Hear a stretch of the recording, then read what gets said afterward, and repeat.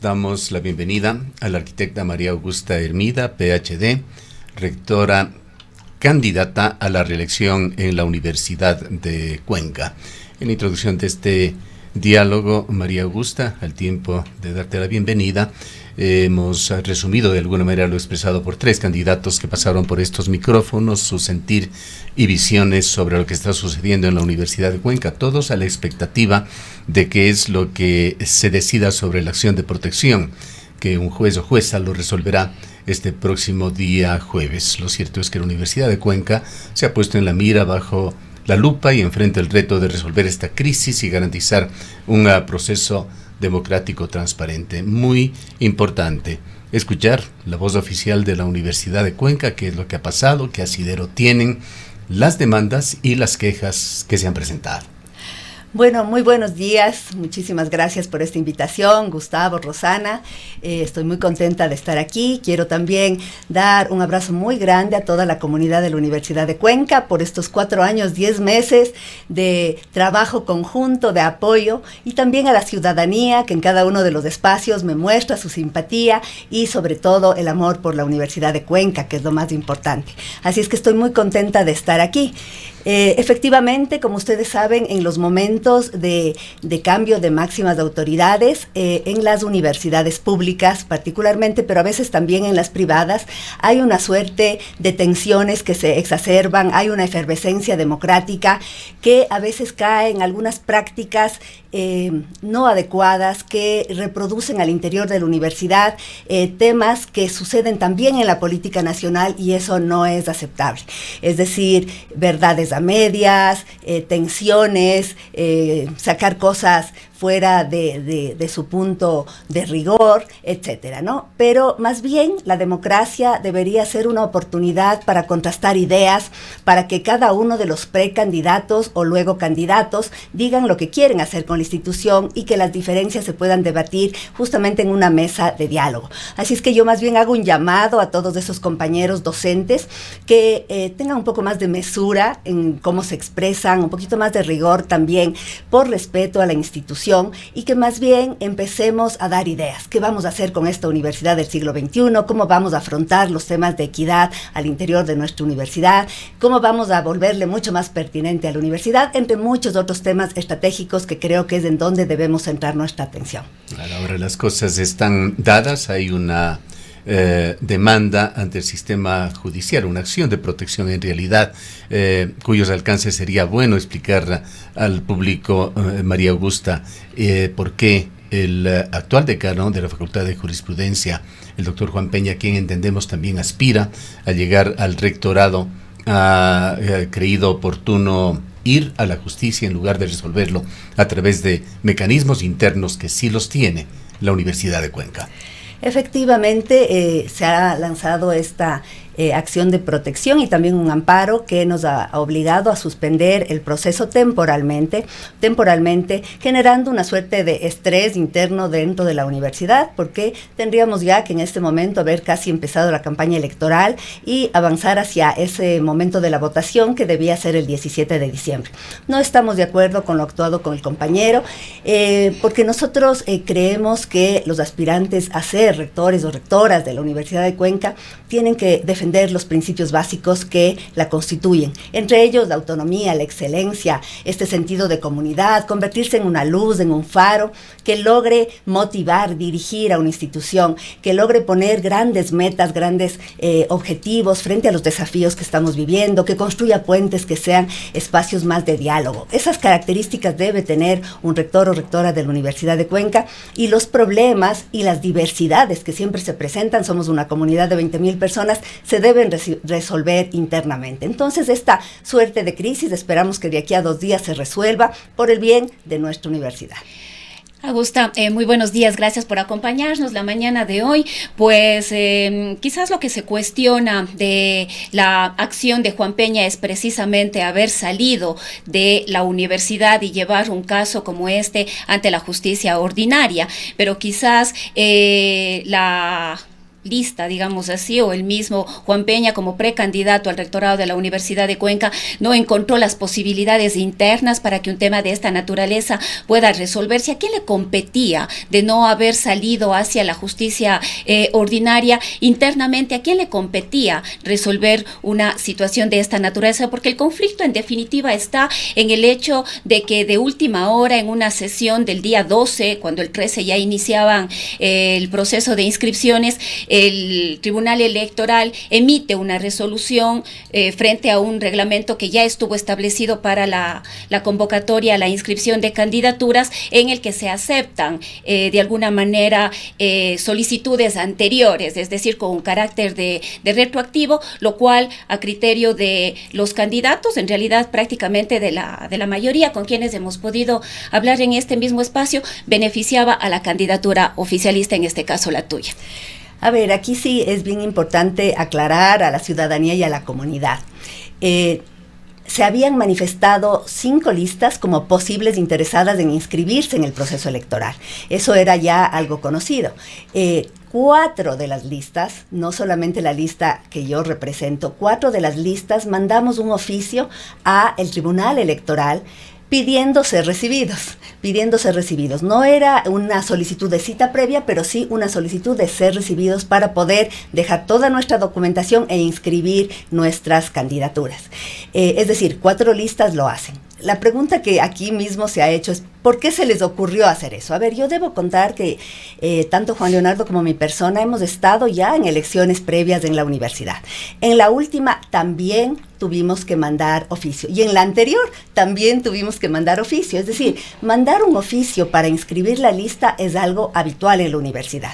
Pero quizás aquí vale la pena, Gusta, alguna aclaración, porque en el proceso eleccionario, cuando tú buscabas la llegar al rectorado y Pablo Vanegas buscaba la reelección en ese momento, Iván Petrov Rojas, quien en ese momento representaba al movimiento, que se me escapa el nombre, el movimiento de Pablo Vanegas, emite un comunicado en la misma línea en la que lo hicieron ustedes en ese momento, solicitando inscribir tal día a tal hora, una especie de cita en realidad, para ser recibidos y poder entregar esta documentación. Frente a esa solicitud, Fórum, que era el movimiento que auspiciaba tu candidatura en ese momento a través del su representante, que es el actual decano de Economía, Víctor Aguilar, emite también un comunicado diciendo que eso no es posible porque no está contemplado en el reglamento, y que le exhortaba al Tribunal Electoral dar marcha atrás en ese sentido. Entonces, quizás aquí nos queda esa duda de qué cambió de ese momento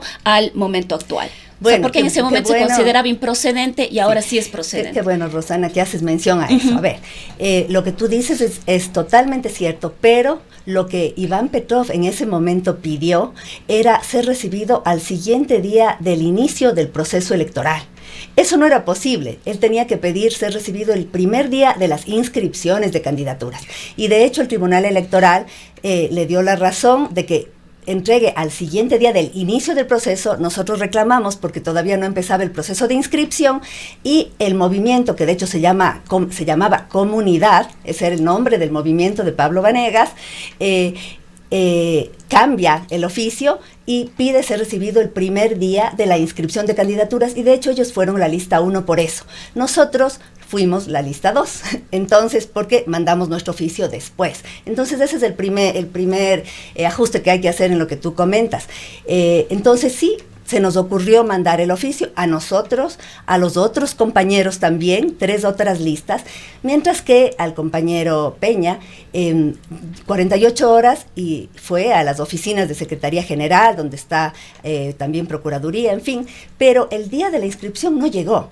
Eso te puede corroborar cualquier otro compañero de las otras 3 listas. Estuvimos ahí, las 4 listas que habíamos mandado el oficio, estuvimos ahí en una fiesta democrática, inscribimos nuestras candidaturas, dejamos nuestra documentación documentación en orden, cada uno tuvo su momento de fiesta, muchos ratos coincidimos, nos saludamos, nos deseamos éxito y suerte a cada uno de ellos, y Juan Peña no llegó, es decir, no llegó el día que tenía que llegar, que era el día jueves 13 de noviembre a las 8 de la mañana, y él aduce que llegó 2 días antes, pero no hay que llegar antes, hay que llegar el momento que es, ¿no? ¿Qué reflexiones se han dado sobre este tema, María Augusta? Hemos visto los reglamentos, efectivamente, las elecciones del año 2015, las elecciones del 2020 contemplan un reglamento de elecciones en el cual está incluido esto de la anulación de firmas duplicadas, pero allí la parte que posiblemente no se ha dado al momento, no ha llegado para analizarlo y ver qué tan correcto es este tema o qué otras alternativas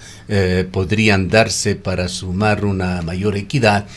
Pues estas firmas son válidas solamente para la lista que inscribe primero, y allí como que surge un desequilibrio. Sí, reitero que esta norma, y esto se ha dicho erróneamente, y esto lo reconocemos en ocasiones en estos diálogos que hemos tenido aquí en la radio con candidatos, se había afirmado que en otras ocasiones se anulaban ambas firmas, pero en realidad ese reglamento se lo ha aplicado en las 2 últimas elecciones para rector.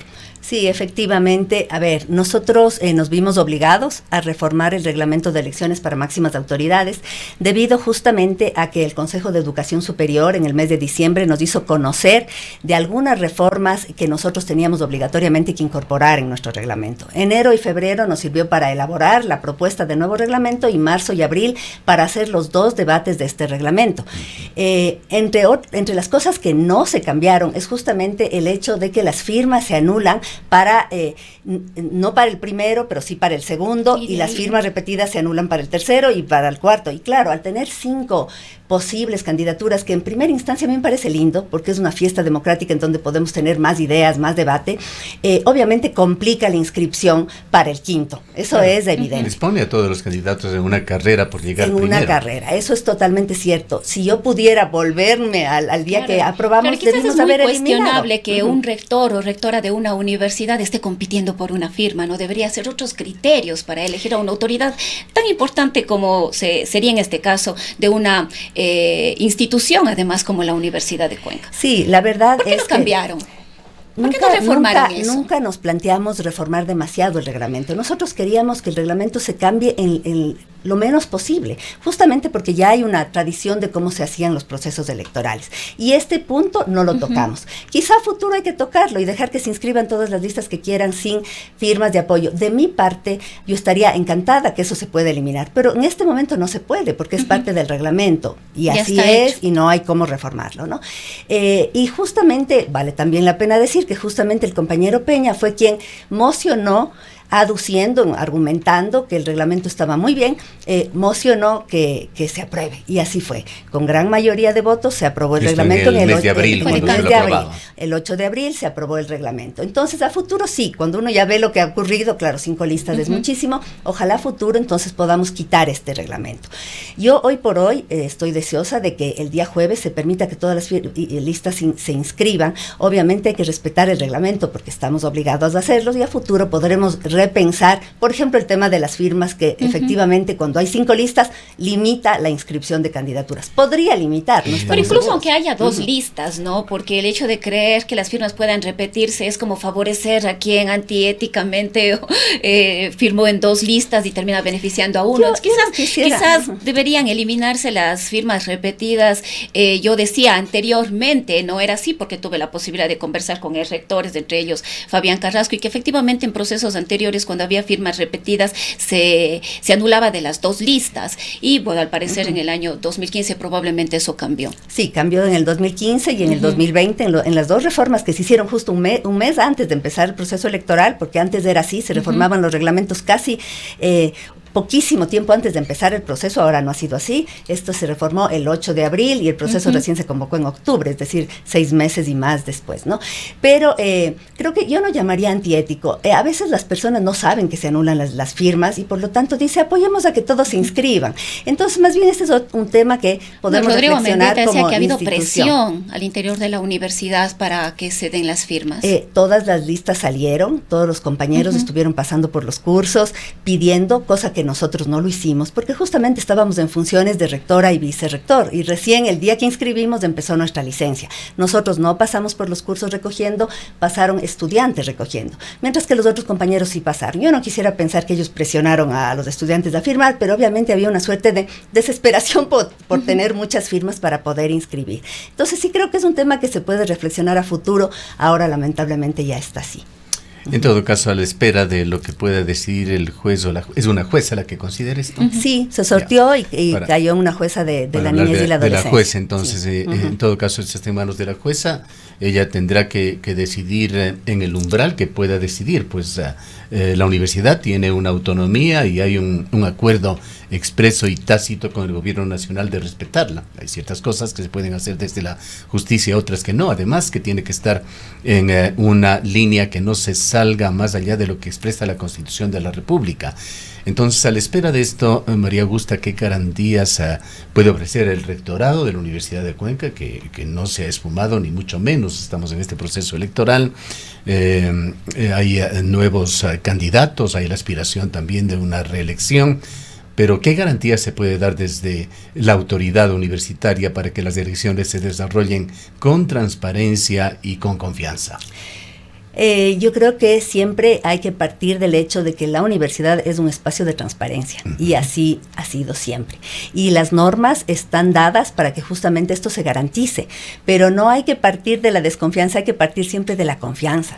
Cuando yo tuve la oportunidad de conversar con los 4 otros aspirantes al rectorado, les dije, compañeros, al siguiente día que se acabe este proceso eleccionario, todos vamos a seguir siendo docentes, investigadores de esta universidad y vamos a tener proyectos comunes. Es más, con los compañeros que se están presentando, muchos han sido decanos de esta administración, directores de departamento de esta administración, miembros del consejo universitario de esta administración, y eso nos hace compañeros ante todo. Entonces yo creo que hay que guardar esta mesura, esta calma, respetando sobre todo a la Universidad de Cuenca. Todas las personas a la larga en la universidad somos pasajeras, pero la institución prevalece. Son 158 años de esta gran universidad pública a la que yo no he parado de defender y de empujar hacia la excelencia, y por lo tanto creo que lo que decida la jueza tendremos que aceptar y continuar con el proceso eleccionario. Creo que es importante también esto para información del público, sobre todo por las expresiones y dudas que se han dado, una explicación sobre esta implementación del voto 100% digital. Eso también es sumamente importante, y qué bueno que podamos conversar sobre el tema. La Universidad de Cuenca dio un salto hacia el voto digital desde el año 2023. En el 2023 elegimos decanos y vicedecanos de facultades como Ingeniería, Psicología, Arquitectura. En el 2024 elegimos a representantes del Consejo Universitario. Algunos de los compañeros que inclusive ahora están terciando para la elección fueron ya elegidos a través de voto digital, y lo propio hicimos en el año 25 con representantes estudiantiles, la FEU en el 24, asociaciones de escuelas, es decir, hemos tenido 3 grandes procesos de voto digital. Cuando se reformó el reglamento el 8 de abril, justamente entramos a un debate.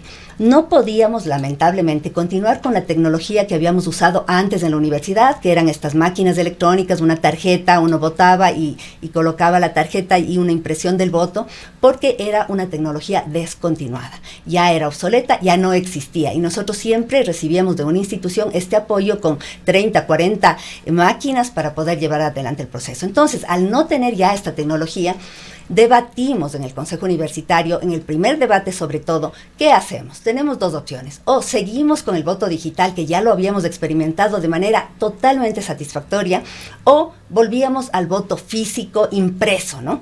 En ese momento se explicó en 2 ocasiones con expertos en el tema todas las seguridades que el voto digital tiene. Sobre todo aquí es importante decir que el voto que la universidad ha propuesto es un voto con la seguridad del blockchain. El blockchain es una manera de garantizar que esa información que está en cada uno de los votos, que está dividida, subdividida en miles de máquinas alrededor del mundo y que es imposible de cambiar, que es básico obviamente en el caso de una votación, es la misma seguridad que se usa, por ejemplo, para transacciones bancarias, para transferencias, para criptomonedas, es decir, para todo lo que actualmente la sociedad ya está. Y en este debate En este debate se dijo que la Universidad de Cuenca ha dado saltos importantes en lo que es la transformación digital, ha experimentado ya el voto digital en 3 ocasiones, elecciones de FEO que involucran a miles y miles y miles de estudiantes también, etcétera, y que debíamos ir hacia allá. El debate fue amplio y en una sesión presencial, el propio compañero Peña, y luego de todas estas explicaciones, se emocionó y se aprobó. Como ustedes saben, no se puede cambiar el reglamento porque el CES nos impide antes de 6 meses de las elecciones. Entonces, 5 meses y medio después de haber aprobado, 4 compañeros interesados plantearon que por favor quieren que se imprima el voto. En ese momento yo misma hice todas las averiguaciones técnicas y jurídicas para ver si había cómo. Jurídicamente hubo un informe muy claro de Procuraduría que decía que cualquier intento de imprimir violaría el reglamento. ¿Por qué? Porque al imprimir el voto necesitamos un articulado dentro del reglamento que hable de las urnas, quién custodia, cómo se cuentan, etcétera. Hay un montón de partes que se necesitan normar para poder imprimir el voto y ya nuestro reglamento no lo tenía. En este informe jurídico nos dijeron claramente que ese intento, así se lo llame procedimiento o como sea, sería violación al reglamento. Entonces jurídicamente era imposible. Técnicamente nos hablaban de que, bueno, si es que queríamos hacer un voto que sea digital y que además abra esta posibilidad para imprimir, era como hacer un nuevo proyecto y que dado que esto pasó 5 meses y medio después de aprobar y a menos de un mes de convocar ya elecciones, a 3 semanas de convocar a elecciones, no había el tiempo suficiente para hacer un nuevo proyecto. Algo así como un carro de gasolina y un carro eléctrico. Y habíamos decidido ir por el carro eléctrico, pero un mes antes te dicen, no, póngame la gasolina también. Ya no se puede técnicamente por el corto tiempo. A futuro podremos repensar esto también, pero en esta ocasión no se podía. Eso que quede muy claro y sobre todo que la ciudadanía y la comunidad sepan que la seguridad del voto digital cuando está protegido por blockchain es total. Hablemos de algunas críticas que también se han dado sobre la administración en estos días, pues han sido expresiones de otros profesores universitarios que están tratando también de llegar al rectorado. Empecemos por el tema de los consejos universitarios. Se ha dicho allí que predomina el consejo universitario realizado en forma virtual antes que el consejo universitario en forma presencial, que se habría optado por privilegiar estas reuniones virtuales, reuniones tan importantes de la Universidad de Cuenca, que se lo hace con la cabeza de cada una de las facultades, con representantes estudiantiles, representantes de los trabajadores, aportan otros elementos comunicacionales más allá de lo que se puede ver o escuchar por Zoom. Se pierde en alguna medida expresiones corporales, diálogos extra micrófono, en fin, se pierden elementos que pueden ser importantes en materia de debate y de comunicación. ¿Se ha dado efectivamente esto así? Sí, el Consejo Universitario, esto es bien importante saber, está formado por más de 38 personas. Desde el primer Consejo Universitario de mi administración, y esto sí por primera vez en la historia de la universidad, también por la posibilidad técnica de hacerlo, se transmite en vivo. Todos los consejos universitarios. Esto es algo muy valioso porque todo el debate que se da al interior de este espacio, la manera que cada quien vota, cómo son las mociones, quién las propone y quién las acepta, en fin, son públicas. Toda la comunidad puede verla y están invitados desde la primera sesión a verlo en Radio Universitaria, a quienes agradezco mucho por todo su trabajo.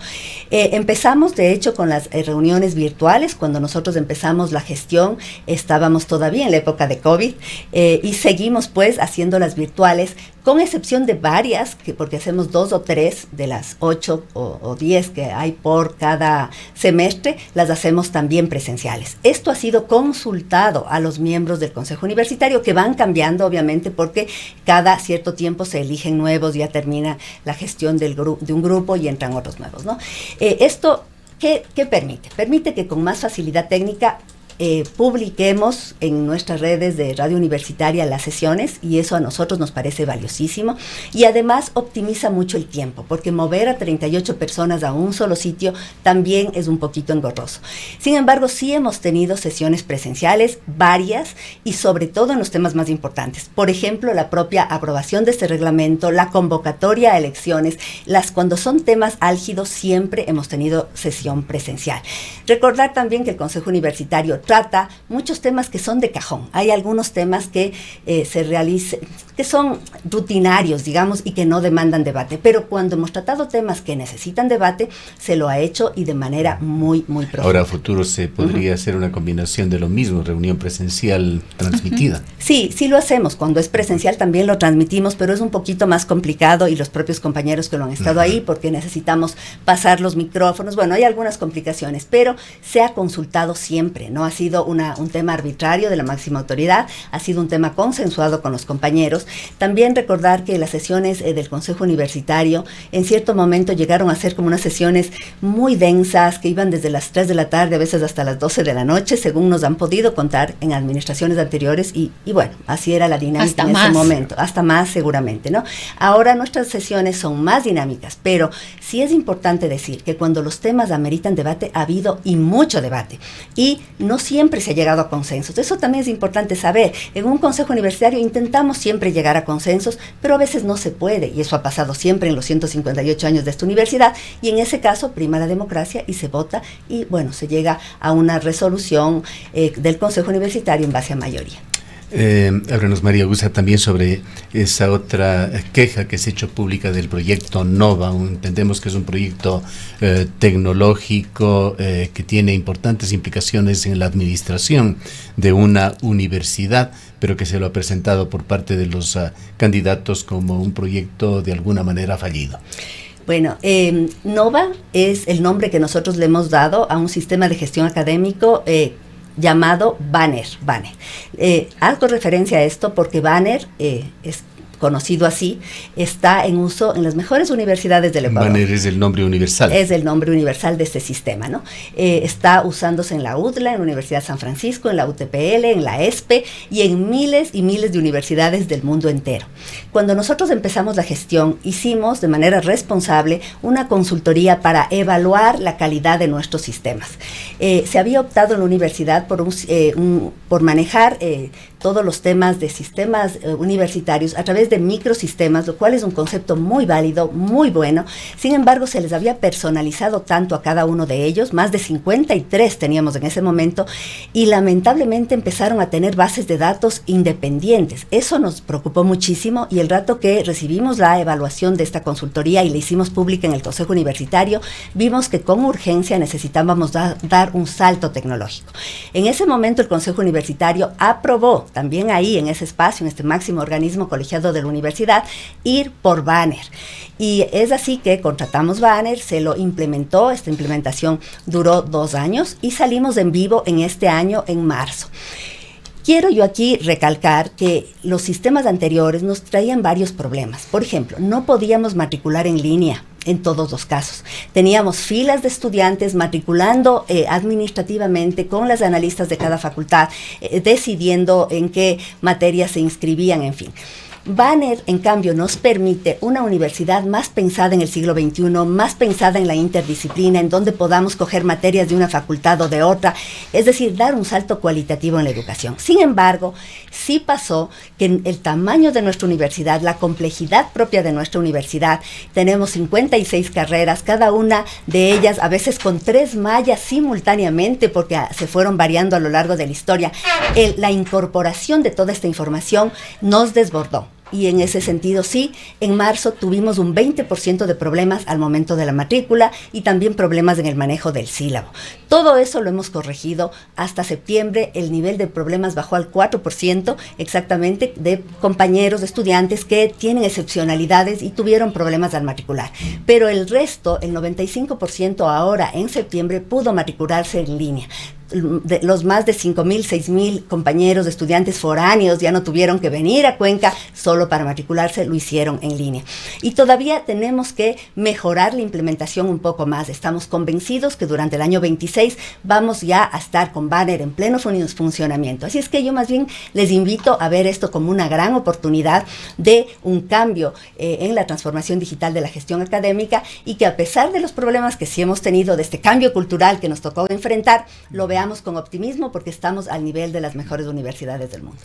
Hablando de la actuación de las autoridades de la Universidad de Cuenca, Fabián León, quien estuvo también presente acá, tuvo de alguna manera una crítica hablando de que un rector o rectora no debe tener o debe tener una aparición muy limitada en cuanto a expresiones o actuaciones políticas. Él señalaba que la universidad debe hablar desde sus obras, desde su trabajo académico, lo entendíamos. Quisiera preguntarle, en esta ciudad de Cuenca, que se ve tan afectada por el centralismo de los distintos gobiernos, ¿cómo visualiza usted el papel de la Universidad de Cuenca en términos de liderazgo regional y nacional?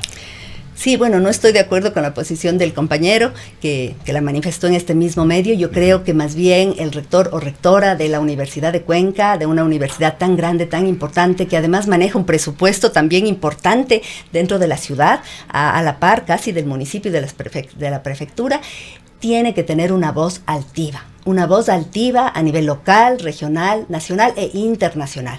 Una voz que posicione la importancia de la educación para salir adelante como país. Creo que en el momento de crisis en el que nos encontramos, la educación es la única salida. Y el rector o rectora, líderes de una universidad o lideresas de una universidad, tenemos que decir con claridad el valor de la educación y de la educación pública como una manera de ir cerrando esas grandes brechas de desigualdad que tiene nuestra sociedad.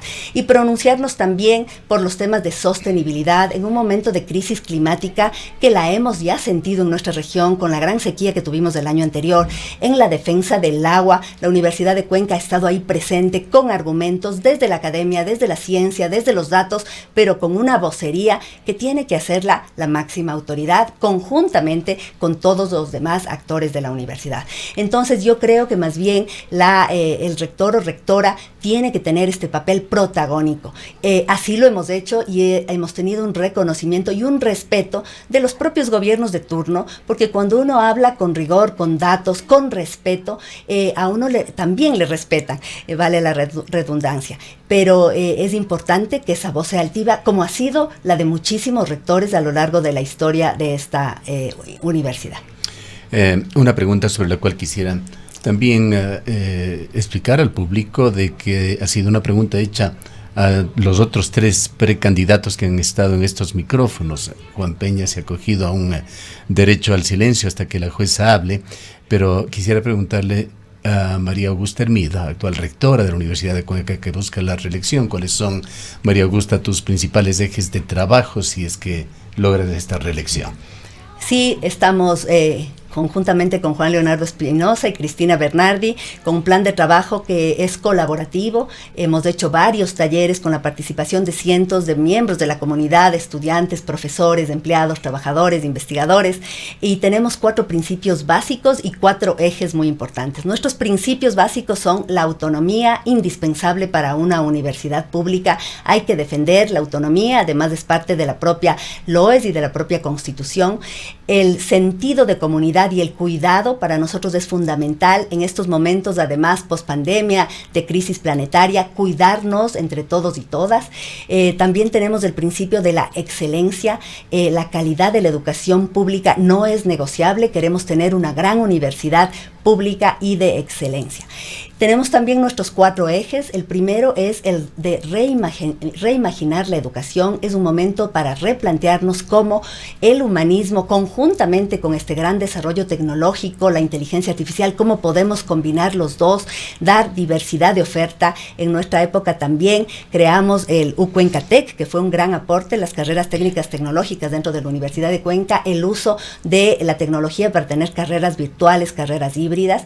Queremos también reforzar todo el tema del cuidado, como ya dijimos, cuidado común lo estamos llamando, a través del deporte, a través de la alimentación saludable. Queremos trabajar hacia los campus sostenibles. Este es nuestro 4º principio también, el de la sostenibilidad, entendiendo a la sostenibilidad como un concepto en construcción, como un concepto que tiene que partir de nuestras prácticas locales también, y una universidad interconectada con el territorio, con el sector productivo, indispensable este diálogo diálogo de ida y vuelta para dar respuesta a los problemas que enfrenta el sector productivo, también el sector público, el territorio y la sociedad civil.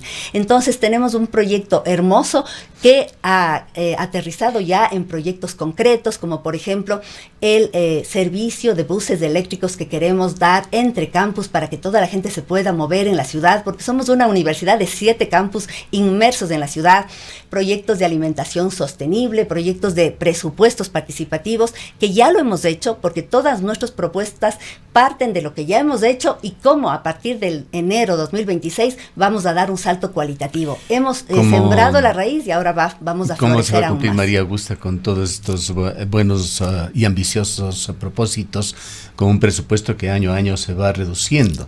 En los diálogos que manteníamos también recordábamos que en el año 2015 el presupuesto de la universidad llegó a un pico de unos 105 millones de dólares. Actualmente entendemos está entre 75 millones de dólares, con ese presupuesto del FOPEDEUPO que cada vez es repartido entre más universidades. Efectivamente, la universidad pública en general en el Ecuador y las cofinanciadas también han tenido varios recortes dentro de su presupuesto, pero yo también debo decir con mucho orgullo que gracias a nuestra mejora a nivel de los indicadores, porque el FOPEDEUPO es este fondo del cual se reparte, pero cómo se reparte es a través de indicadores que evalúan la calidad de las universidades. Este año 2026 vamos a tener un incremento presupuestario. Y eso creo que es importante también decirlo. ¿En cifras? Sí, vamos a tener de la repartición del FOPEDEUPO 73.9 millones, 74 millones, y de la repartición del impuesto a la renta 2.35 millones. Entonces es un incremento de prácticamente 3 millones respecto a lo que tuvimos este año, lo cual va a ir en beneficio de más obras, de más infraestructura, y esto se debe gracias a la mejora en los indicadores. Bien, para finalizar, María Augusta, ¿cuáles son tus propósitos? ¿Cuál la decisión que se tomará a nivel de la Universidad de Cuenca con respecto a lo que defina la juez este día jueves? Bueno, de nuestra parte, como movimiento que nos hemos denominado una U, y nuestro eslogan es una U que nos cuida, nosotros aceptaremos la decisión de la jueza. Nuestro mayor interés es el bienestar de la Universidad de Cuenca, y creemos que la jueza y todos los demás compañeros tienen que siempre pensar primero en la institución. Así es que nosotros aceptaremos, obviamente, tal como hemos aceptado también las resoluciones del Consejo Universitario y del Tribunal Electoral. Bien, muchísimas gracias por tu presencia. Muchísimas gracias a ti, Gustavo. Han escuchado a la arquitecta María Augusta Hermida, PhD, actual rectora y precandidata a la reelección. Son las